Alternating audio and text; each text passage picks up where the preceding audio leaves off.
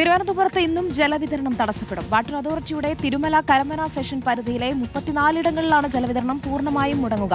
Water അതോറിറ്റിയുടെ PDP Nagar ജലശുദ്ധീകരണശാലയിലെ pump തകരാറിലായതാണ് പ്രതിസന്ധിക്ക് കാരണം. രാത്രി 10 മണിയോടെ ജലവിതരണം പൂർവ്വസ്ഥിതിയിലാകുമെന്നാണ് പ്രതീക്ഷിക്കുന്നത്. സുനിഷ അയിലൂർ നൽകും വിശദാംശങ്ങൾ. സുനിഷ, രാത്രിയോടുകൂടി പ്രശ്നത്തിന് പരിഹാരം കാണുമെന്ന് അറിയിച്ചിട്ടുണ്ട്. അങ്ങനെ തന്നെയാകുമോ?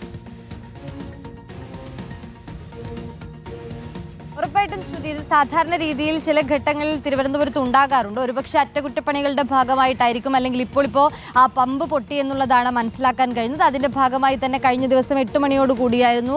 അതിന്റെ ഭാഗമായി കൃത്യമായ ഒരു ഇൻഫോർമേഷൻ കൂടി ജലവിതരണ വകുപ്പ് നൽകുകയും ചെയ്തിരുന്നു. അതിന്റെ അടിസ്ഥാനത്തിൽ ഇന്ന് രാത്രി 10 മണി വരെ, അതായത് അറ്റകുറ്റപ്പണികൾ നടക്കുകയാണ് എന്നുള്ളതാണ് അറിയിച്ചിരിക്കുന്നത്. അങ്ങനെ നോക്കുമ്പോൾ കരമന തിരുമല ഭാഗങ്ങളിൽ ഈ സെക്ഷനിൽപ്പെട്ട 34 ഇടങ്ങളിൽ ഇന്ന് ഈ ജലവിതരണം മുടങ്ങുമെന്നുള്ളതാണ് ഇൻഫോർമേഷനായി എത്തുകയും ചെയ്തിട്ടുള്ളത്. ഏതായാലും ഈ നേരത്തെ തന്നെ വെള്ളം പിടിച്ചു വെക്കേണ്ടതുണ്ട്, അല്ലെങ്കിൽ കോർപ്പറേഷന്റെ വെള്ളം എത്തിക്കുമെന്നതടക്കമുള്ള നിർദ്ദേശങ്ങൾ ഈ ജലവിതരണ വകുപ്പിന്റെ നേതൃത്വത്തിൽ നൽകുകയും ചെയ്തിട്ടുണ്ട്.